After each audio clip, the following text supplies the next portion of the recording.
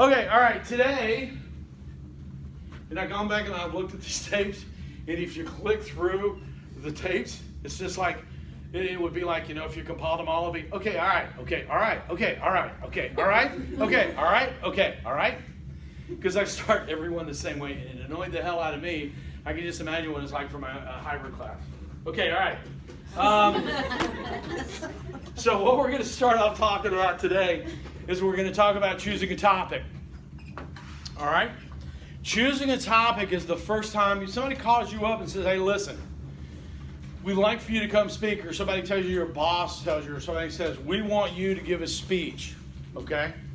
You don't have any real control over the event prior to that. You don't control when it's going to be. You don't control where it's going to be. You don't control who's going to be in attendance. You really don't control anything up to that point. But then when you begin to choose the topic, you begin to take control of the environment. So as we begin to walk through, how do I give a public speech? Okay? This is where you start to execute control over the environment. Everybody understand that? Okay? So I have two dogs. Have I told you about my dogs? No. Okay. I got two dogs. They're both rescues. They're both great dogs. One of my dogs is very smart. The other one is very strong. The strong dog is not smart. He's a lovely dog, but he's just stupid. Okay? I admit that freely and openly. So we have to board them occasionally at a place over in Evans. So I took him and was waiting to pick him up one day, and the lady, we've been going there for 5 years, so we know everybody. And then the lady behind the counter, when we're waiting for the dogs to be brought up, is just horrible at small talk. I mean, she tries very hard, but she's just not very good at it. So we're like sitting there, and I'm reading the heartworm poster, the heartworm posters they have in all the vet offices. So I'm reading the heartworm poster. It just out of nowhere, she goes, so Mr. McInnes, what do you do for a living? Now, I teach at Aiken Technical College.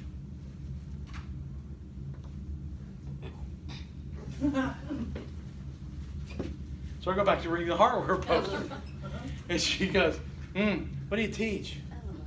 And I went, I teach public speaking mostly. And she goes, well, how do you teach that?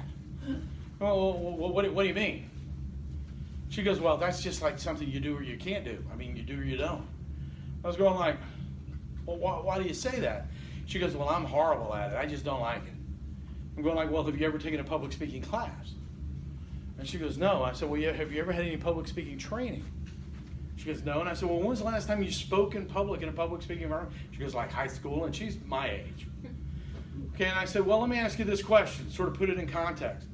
Do you know any really good, I'm talking about really good singers. And she goes, well, yeah. And I said, I'm talking about singers that really, if they're not already making money singing, they should be. She goes, yeah. And I said, those people are gifted with certain physiological infrastructure, the right vocal cords, the right lungs, the shape of their mouth and everything. But do those people just naturally sing well? Well, they sing well up to a point, then they have to have training.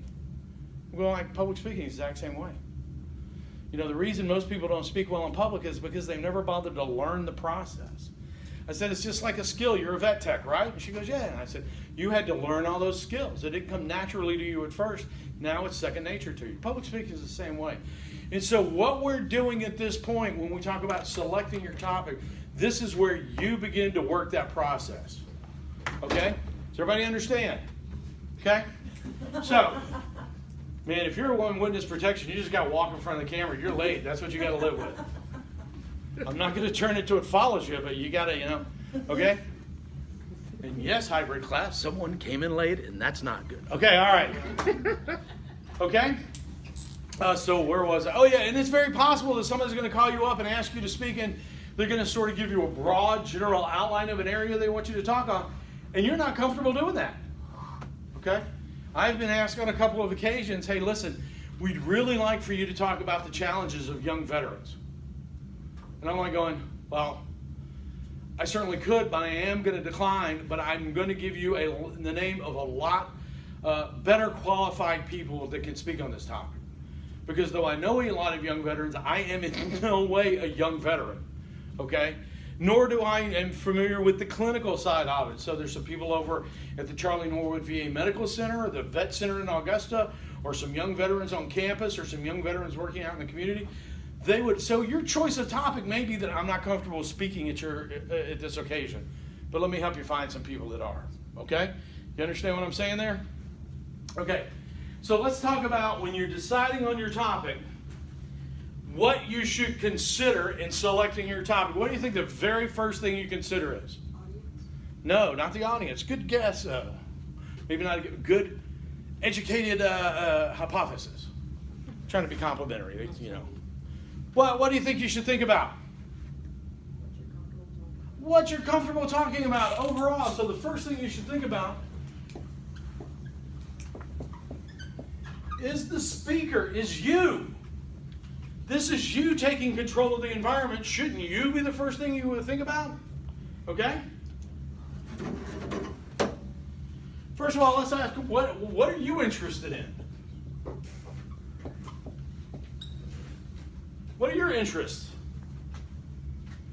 Okay? What was the first word when we started talking about nonverbal communication? What was the very first rule I gave you about nonverbal communication?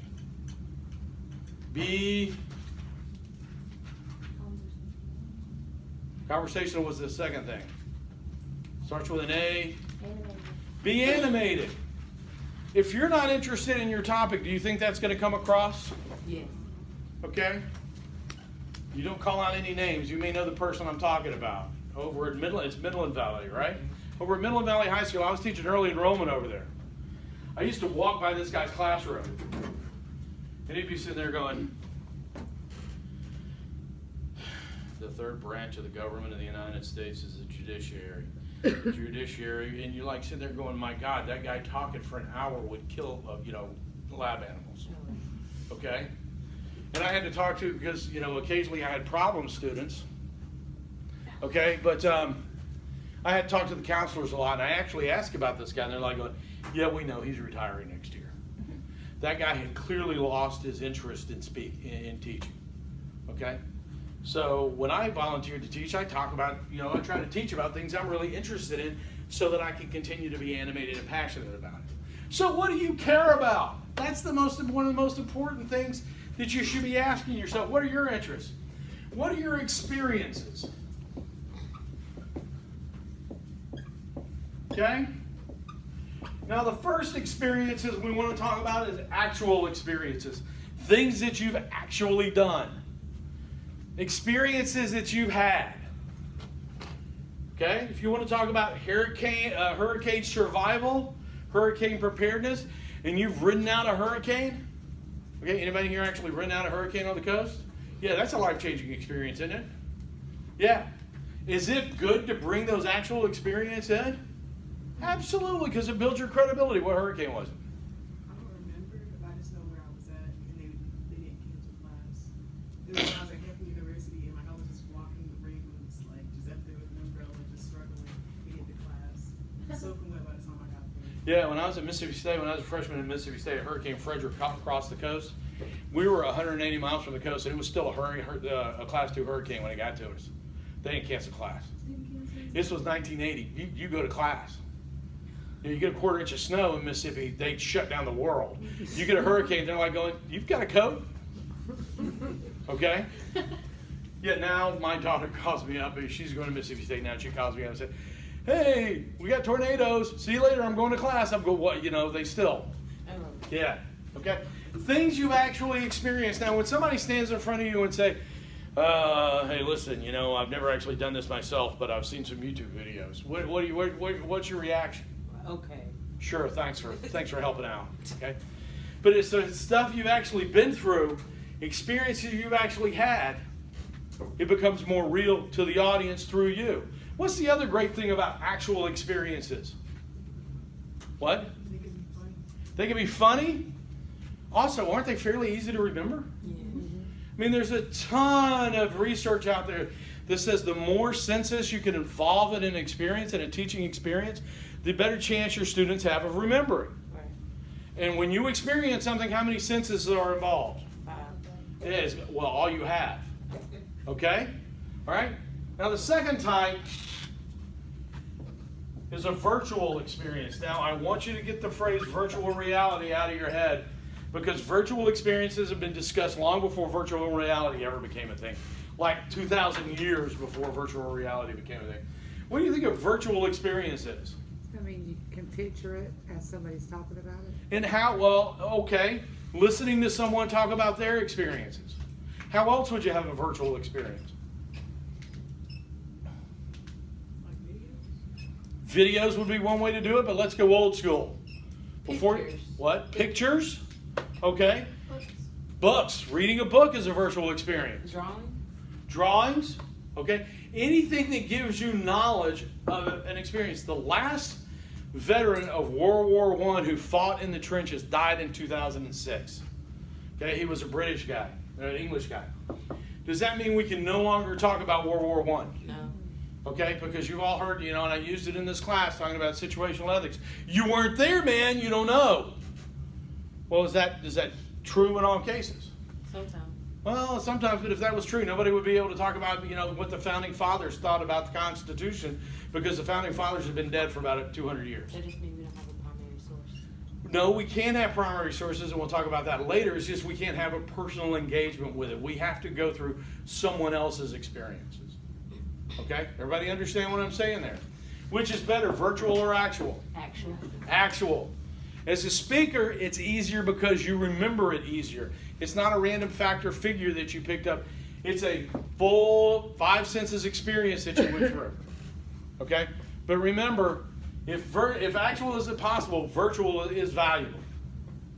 Okay? Because if I wanted to get up here and talk to you about the Civil War, wasn't there. Believe it or not, I'm not that old. Okay? All right? Okay. Ask yourself, in addition to your interest and your experiences, what specialized knowledge do you have? Okay? What credentials do you have? This is something sometimes that public speaking students have a little difficulty dealing with, because you may, and you probably will, if you have specialized knowledge, need to discuss your credentials with your audience, or at least present them. Okay? If you're being formally introduced, you'll have the person doing the introduction go over your credentials. They have a PhD in biomechanics. They've also served on multiple government commissions. The person is now serving as the scientific advisor to the governor of the state of South Carolina. Okay? A lot of people aren't comfortable with that because they think, oh, well, people will think I'm just showing off. No, that's how you establish your credibility. And when we get into speeches, you're going to have to present your credentials. Why you're talking about this topic. What makes you an expert? Why is some other, Yahoo up here talking about it? Okay? Everybody understand that? Okay? Finally, what does the audience know about you?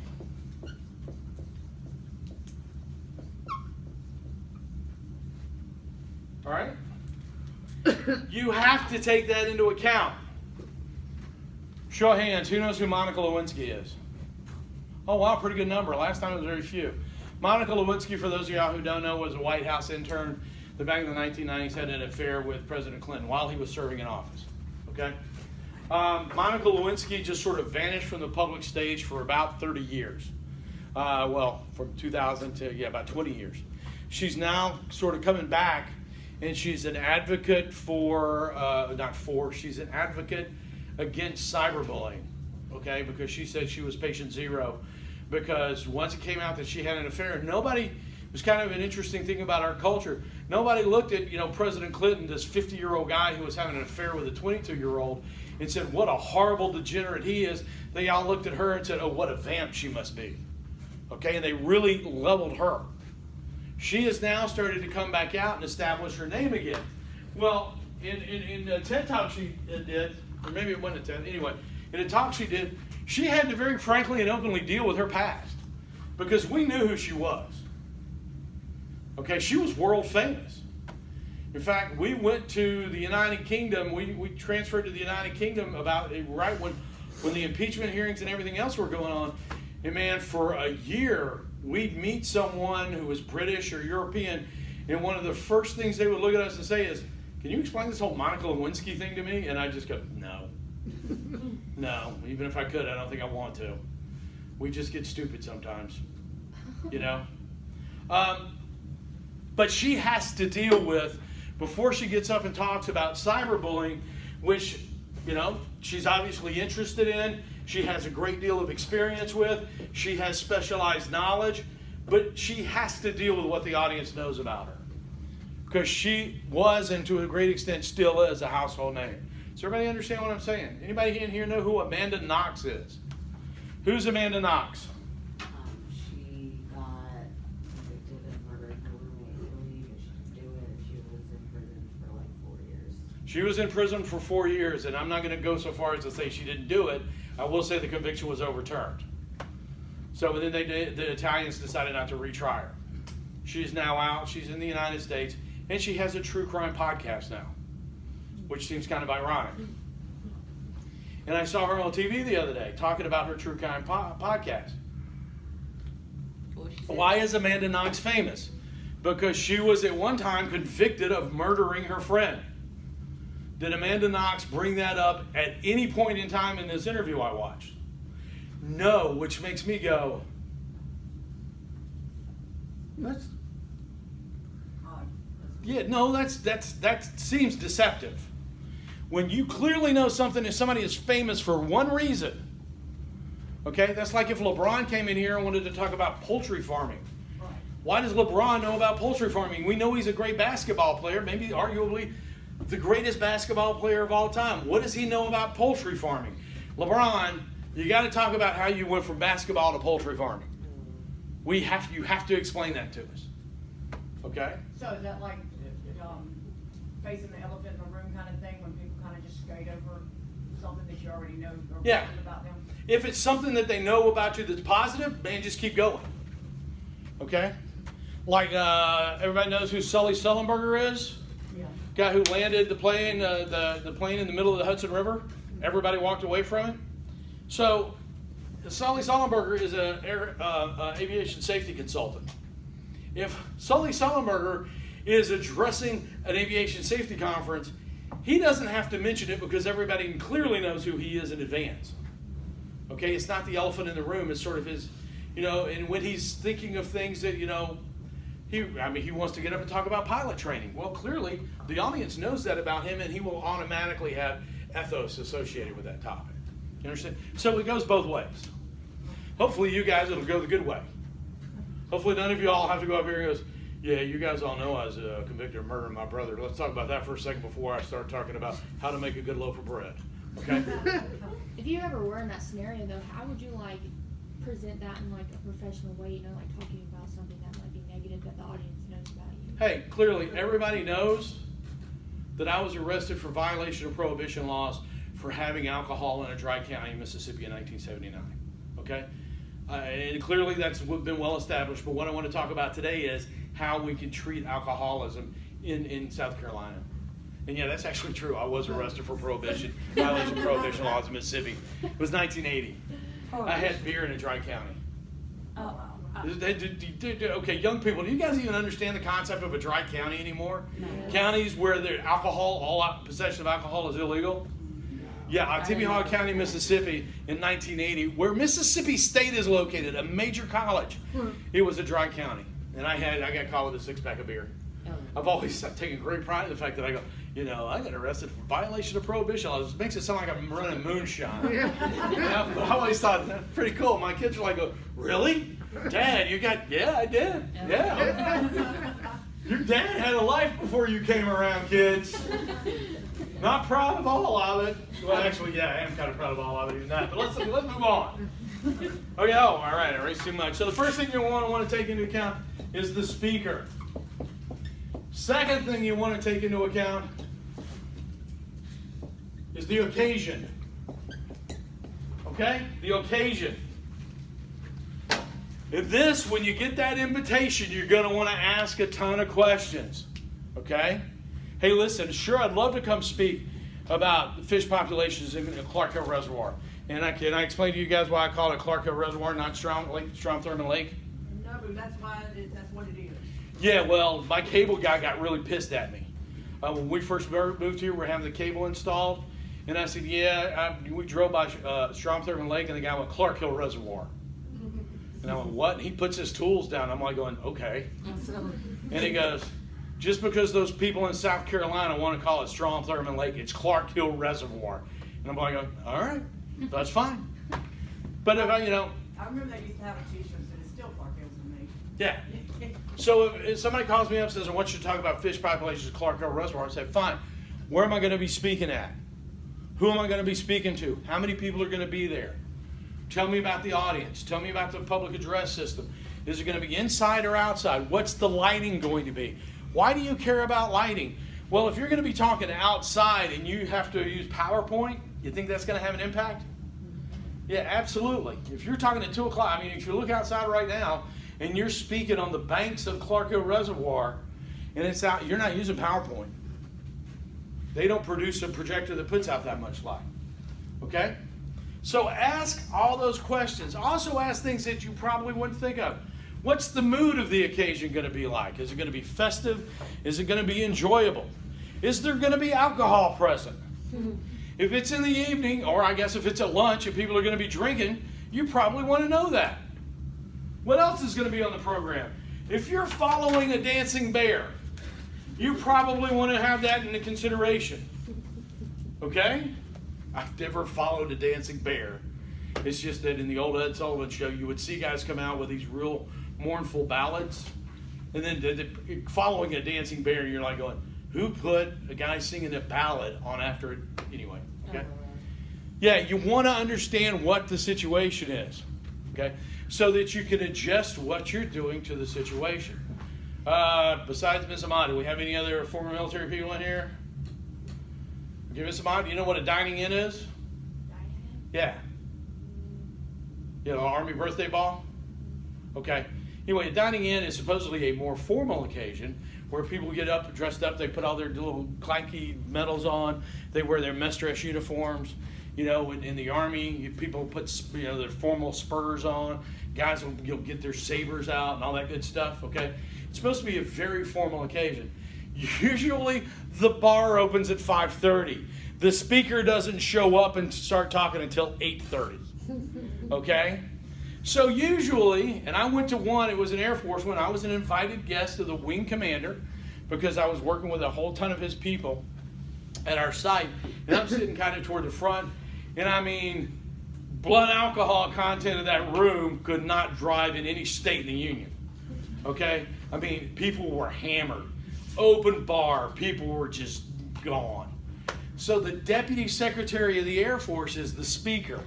Now, in most circumstances, a senior government official like that would get up and go, don't we work for the greatest country in the history of the world? And isn't it an honor to have the opportunity to defend the greatest nation in the world with the greatest Air Force? And they go, ah. Okay? This guy gets up and immediately launches into it went 35 minutes. Okay? Detailed policy speech about procurement issues. Yeah, at about the 28-minute mark, people started heckling him. I want you to understand that airmen in the U.S. Air Force are yelling at the Deputy Secretary of the Air Force. And the wing commander and I make eye contact, and you can tell he goes, well, I tell them to shut up, and I'm admitting they're heckling the Deputy Secretary of the Air Force. I sit here and pretend like I don't notice, and I'm letting my guys heckle the Deputy Secretary of the Air Force. That guy had completely misread the room. Okay? He shut up a couple of minutes later and got the weakest round of applause. I mean, you get a better round of applause at a golf course. Okay? It was horrible. All right? So know what the mood of the occasion is going to be. And be ready to lift and shift. I had a buddy of mine, got paid to do public speaking. He was really good at it. He was a consultant, and he did a whole bunch of after dinner sort of speaking. And he got invited to this place, and he said, hey, what's the situation? It's our annual membership meeting. What else is going to be on the program? I'll get up, and I'll give a little funny speech. Then we'll have a couple of skits from the members. They're going to be funny. He goes, okay, is there going to be, and then you'll come on as the last thing. And he goes, okay, is there going to be alcohol present? And they're going, yeah. Bar opens at 6. Okay, what time am I going to go on? about 8:30, 8:45. So they'll be drinking for 2.5 hours before I get up. And going, yeah, okay, that'd be great. So he gets up and everybody's having a good time. It's a lot of fun. And then the guy comes over to my buddy and goes, and they take about a 10-minute break after the last skit. And he comes back and he goes, okay, we're about ready to go on. Are you ready to speak? And my buddy goes, yeah, sure, I'm ready to go. And he goes, he's got his like 6, 7 note cards there with all his jokes all written out, so he knows what to say. He sits there and goes, okay, I've got to make one quick announcement, and then I'll introduce you. And he's going like, yeah, that'll be great. The president of the organization gets up there and goes, hi, everybody. Could you come back to your seats, please? Hi, I'm about to introduce our speaker, but I do have one quick announcement.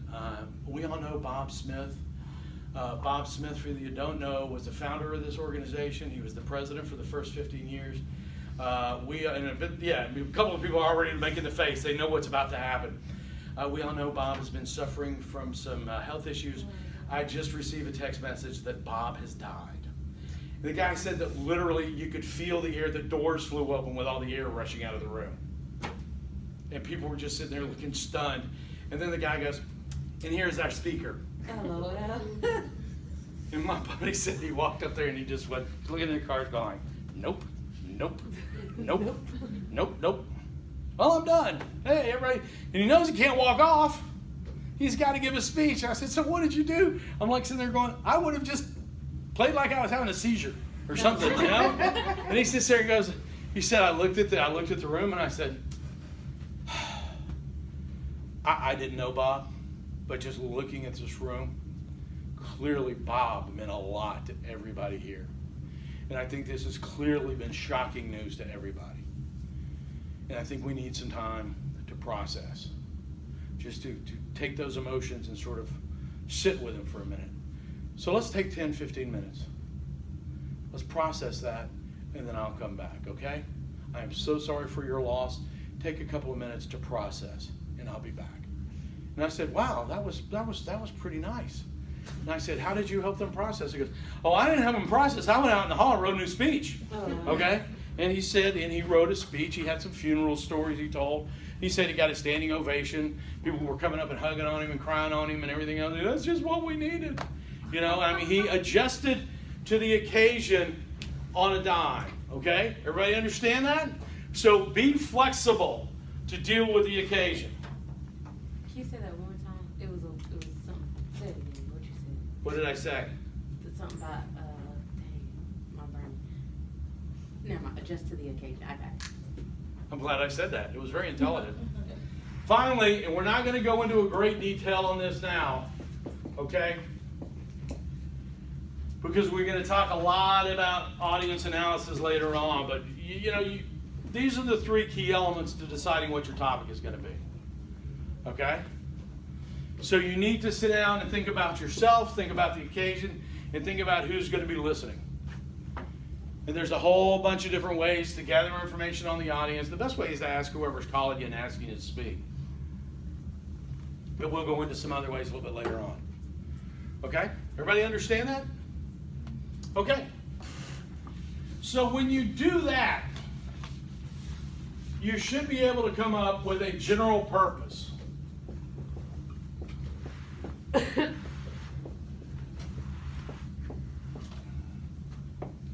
And there are 3. To inform, to entertain, and to persuade. Okay? To inform, to entertain, and to persuade. Every speech given should fall into one of those 3 categories primarily. Okay? An informative speech is exactly what it sounds. I have information that I wish to convey to you. I'm not asking anything from you. I'm not trying to get anything from you. I'm not trying to make you laugh or have a good time. I have information that you need, so I'm going to speak out loud to do it. Everybody understand that? It's real straightforward. Second is to entertain. That's to give the audience an opportunity to relax. Now, what do we normally think of when I say entertaining speech? Funny. Something funny.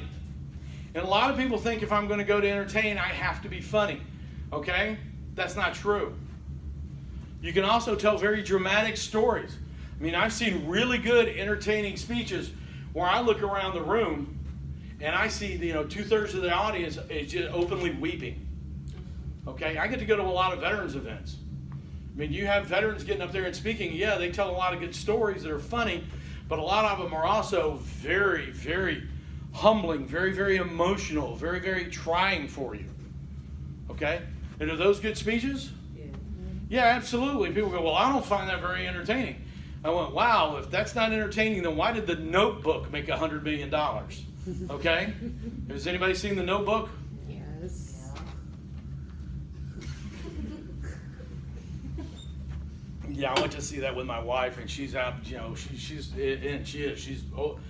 openly weeping, and I'm like sitting there going, yeah, that touched me. Wow. Okay?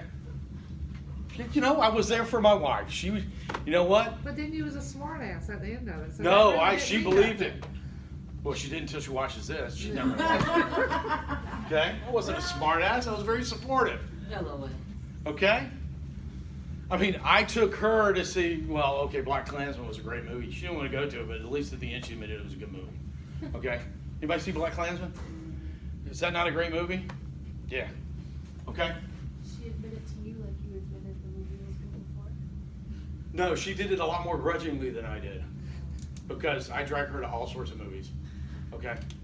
Took her to see Lawrence of Arabia. Have y'all seen that? It was one of those Fathom events where they show old movies. It's 4.5 hours long. Oh, but it's one of the, it's the American Film Institute rated it as the 7th best movie of all time. Yeah, I mean, it is just one of those huge, expansive epics they made back in the early 60s. You want to have 1,000 camels charging across the desert? You go out and you hire 1,000 camels. You don't hire 3 and then CGI them 330 times. Okay? All right, so an entertaining speech is anything that allows the audience to relax. Again, you're not asking anything from them.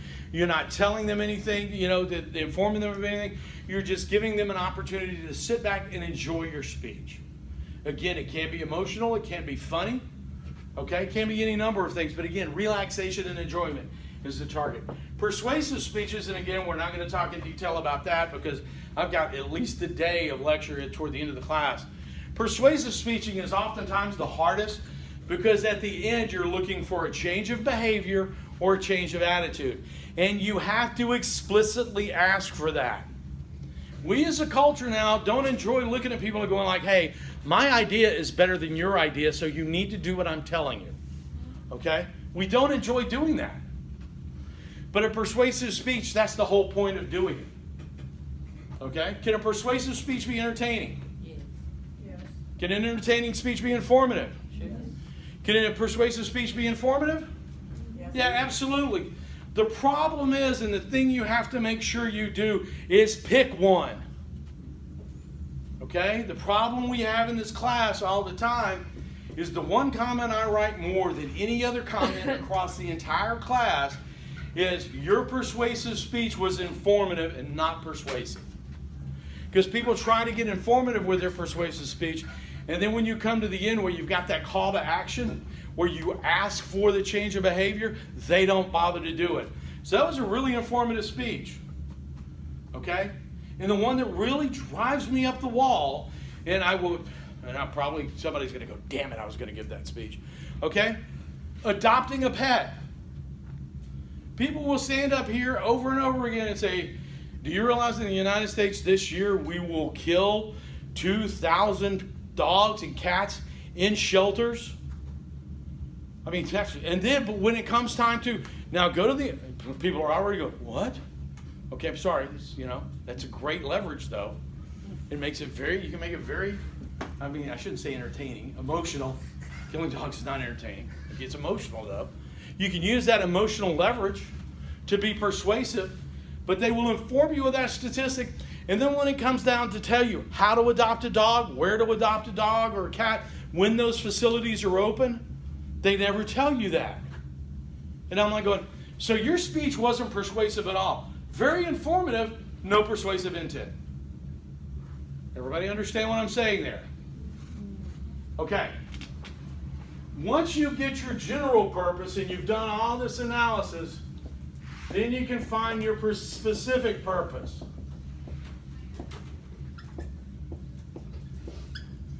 And the specific purpose should be a simple statement, no more than 2 sentences of what you want to communicate, what your goal of the engagement is. I get outlines all the time that has an attention device, preview of the main points, statement of the speaker's credentials, straight into the first main point. My comeback is, what is it exactly you're going to be talking about? When we talk about organizing a speech, we're going to talk about why it's important from the listener's point of view. But if you don't have a specific purpose, what is it you're researching? What is it you're organizing? What is it you're telling us about? And I have had students come in with the day before speeches due with full outlines and everything else, that I look at them and I say, what is it you're telling me here? What's the purpose of this speech? And they'll go, I don't know, something about fish. And I'm like going, before you start the research, before you start the organization, before you start outlining, before you do all of that, you should come up with one specific purpose that's related to your general purpose and all your analysis of the speaker, the audience, and the occasion. You see, we're stepping through this process. You start by asking questions about yourself, then the occasion, then the audience. Then you come up with a general purpose, and then you come up with your specific purpose. And then we can start writing our speeches. Okay? It's a logical process. Okay, so let's talk about how you step from general purpose to inform, entertain, and persuade to a specific purpose. Okay?